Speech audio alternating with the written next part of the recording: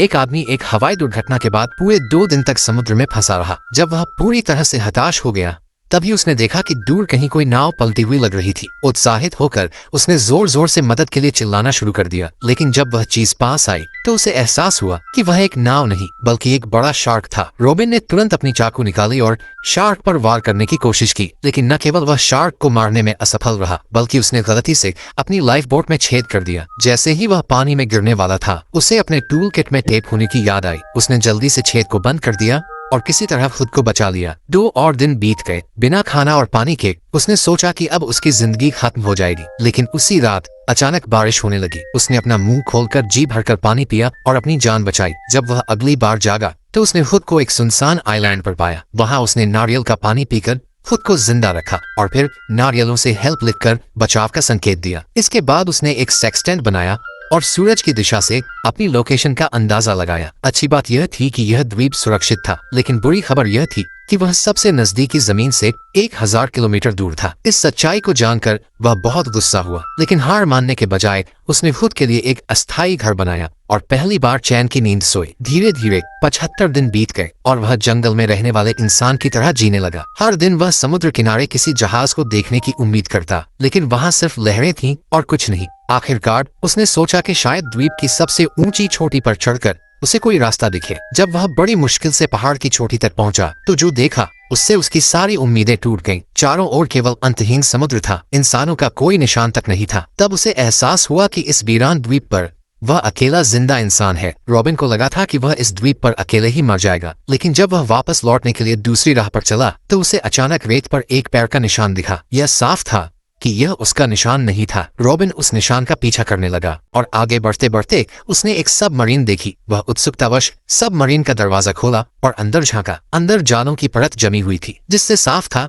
कि वहां के लोग कब के मर चुके थे। लेकिन जैसे ही वह अंदर गया उसे किसी के चलने की आवाज सुनाई दी। यह सुनकर वह घबरा गया, लेकिन उसकी जिज्ञासा उसे आगे बढ़ने से रोक नहीं पाई। हिम्मत करके उसने दरवाजा खोला और अंदर देखा। वहां एक गोरिल्ला बैठा था। रॉबिन ने देखा कि उस गोरिल्ला के गले में एक पहचान पत्र लटका हुआ था, जिससे पता चला कि उसका नाम छोटू था और वह एक प्रयोगशाला में पला था। उसकी बुद्धिमत्ता किसी 8-9 साल के बच्चे जितनी थी। इसके बाद दोनों ने सबमरीन के एक स्टोर रूम में बहुत सारे औजार और खेल सामग्री पाई। इन औजारों की मदद से रॉबिन ने खुद के लिए एक मजबूत घर बनाया जो बारिश और तेज हवा से बचा सकता था। अब उसकी जिंदगी पहले से बेहतर हो गई थी। छोटू के साथ उसकी दोस्ती गहरी हो गई। हालांकि वह बोल नहीं सकता था, लेकिन फिर भी वह रॉबिन के अकेलेपन को कम कर रहा था। रॉबिन को लगा कि अब उसकी जिंदगी शांति से बीतेगी। लेकिन एक दिन जब वे दोनों गोल्फ खेल रहे थे तो रॉबिन को फिर से एक पैर का निशान दिखा। वह और छोटू उस निशान का पीछा करते करते एक रहस्यमयी मूर्ति के पास पहुंचे। वहां उसने एक खूबसूरत आदिवासी लड़की को देखा, लेकिन रॉबिन के लिए सबसे चौंकाने वाली बात यह थी कि जैसे ही वह लड़की उसे देखती है वह झपटकर उसे जमीन पर गिरा देती है। 2.5 साल से द्वीप पर फंसे एक आदमी को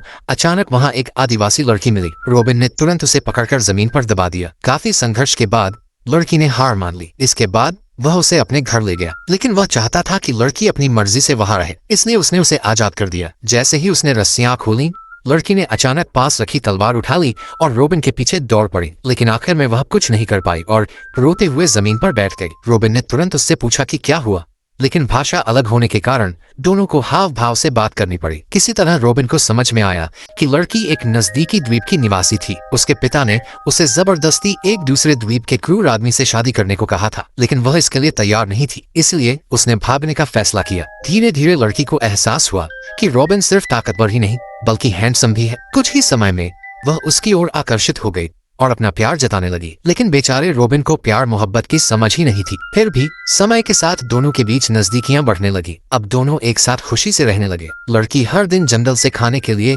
बेहतरीन चीजें लाती, जिससे रॉबिन का शरीर और ताकतवर बने। लेकिन लड़की की ज्यादा देखभाल से रॉबिन परेशान हो गया और उसे घर लौटने की चाहत और भी ज्यादा महसूस होने लगी। इसलिए उसने हर दिन कई संदेश वाली बोतलें बनाकर समुद्र में फेंकनी शुरू कर दी ताकि कोई मदद के लिए आ सके। और फिर एक दिन जैसे ही उसने बोतल फेंकी उसने देखा कि समुद्र में कुछ नावें आ रही थी। रॉबिन ने सोचा कि वह क्रूर आदमी वापस आ गया है, इसलिए उसने आदिवासी लड़की को बुलाया और भागने के लिए तैयार हो गया। जब लड़की ने बाहर जाकर देखा तो उसकी खुशी का ठिकाना नहीं रहा। यह तो कुछ और लड़कियां थीं जो उसी तरह की मुश्किलों का सामना कर रही थी। रॉबिन ने जब देखा कि और लड़कियां आ गई हैं तो वह डर के मारे कांपने लगा। वह चाहता था कि ये लड़कियां उससे दूर रहें तो वह जंगल की ओर दौड़ने लगा। लेकिन उन लड़कियों ने जब सुना कि एक मजबूत आदमी वहां है तो वे खुश होकर उसकी ओर दौड़ने लगी। यहाँ तक कि छोटू भी डर के मारे पेड़ पर चढ़ गया। रॉबिन तेजी से दौड़ रहा था, उसकी जूते भी गिरने लगे थे, लेकिन लड़कियां उसे नहीं छोड़ रही थीं। जैसे ही उन्होंने उसे घेर लिया, रॉबिन ने समझा कि अब वह नहीं भाग सकता,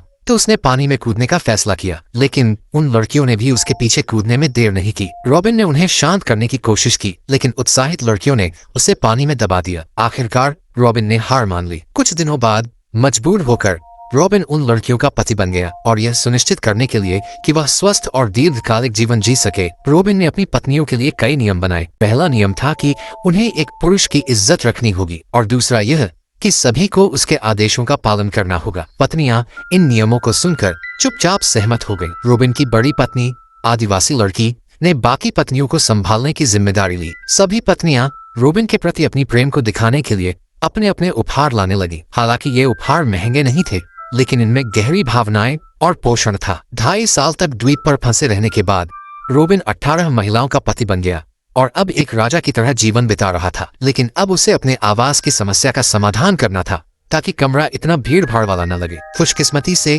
उसकी सभी पत्नियां काम करने में सक्षम थी। सभी ने मिलकर एक बंद सबमरीन में से विभिन्न सामग्रियां इकट्ठा की और एक मूर्ति के अंदर के स्थान को रहने के लिए बदलने में सफल रहे। साथ ही उन्होंने जो जल विद्युत जनरेटर खोजा, उससे मीठे पानी की आपूर्ति की समस्या भी हल कर दी। जैसे जैसे समय बीतता गया, रॉबिन जो पहले काफी मजबूत था, अब कमजोर होने लगा। इसी दौरान उसने जो उपकरण पाए थे उन पर काम करना शुरू किया और कई उपकरण बनाए। उसकी पत्नियां उसे देखते हुए यह सोचने लगीं कि वह इतना व्यस्त है तो वे भी आकर रॉबिन के साथ अच्छे से पेश आएंगी और पहले की तरह बेतरतीब नहीं रहेंगी। आदिवासी लड़की ने सबसे पहले यह वादा किया कि वह सभी बहनों का अच्छी तरह से प्रबंधन करेगी। यह सुनकर रॉबिन का मन हल्का हो गया और वह मूर्ति से बाहर निकल आया, अपनी पत्नियों की बाहों में लौट आया। लेकिन जब उसने आदिवासी लड़की की दुखी आंखें देखी तो उसे पता चला कि जो होना था वह होगा। आदिवासी लड़की ने समझदारी से नारियल का उपयोग करके एक रहस्यमय पेय बनाया। इस तरह समय बीतता गया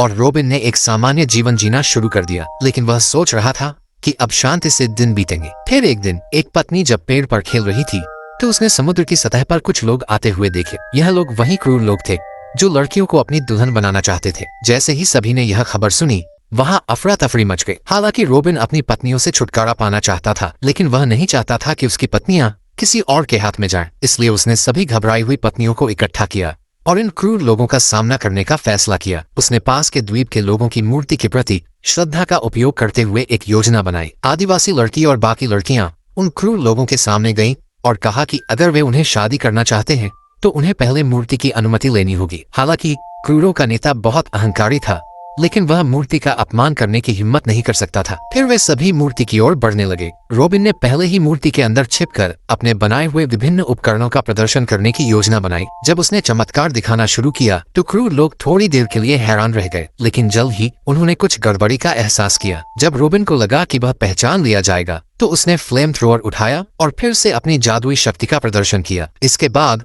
उसने हाई प्रेशर वाटर गन से पानी का प्रवाह क्रूरों पर छोड़ा, जिससे वे कई मीटर दूर फेंके गए। लेकिन अचानक एक दुर्घटना हुई। चोट ने पानी के दबाव को सही से नियंत्रित नहीं किया और रॉबिन को पानी की धारा में बहा दिया। जब क्रूरों ने देखा कि सब कुछ नकली था तो उन्होंने तुरंत रॉबिन को पकड़ने का आदेश दिया। रॉबिन ने देखा कि स्थिति बिगड़ रही है तो वह भागकर मूर्ति के अंदर गया और सभी बारूद और पटाखे को आग लगाने लगा। पहले कभी ऐसी ताकत नहीं देखी थी, इसलिए क्रूर लोग डरकर भागने लगे। अंत में उन्हें अपनी शर्मिंदगी के साथ वहां से भागना पड़ा। रॉबिन ने अपनी पत्नियों को सुरक्षित रखा और उसकी बहादुरी से पत्नियां पूरी तरह से प्रभावित हो गई। इस तरह रॉबिन और उसकी 18 पत्नियां एक द्वीप पर एक सुखमय जीवन बिताने लगे, जिसे देखकर बहुत लोग ईर्ष्या करने लगे। और सच कहूं तो मैं भी। धन्यवाद देखने के लिए आपका।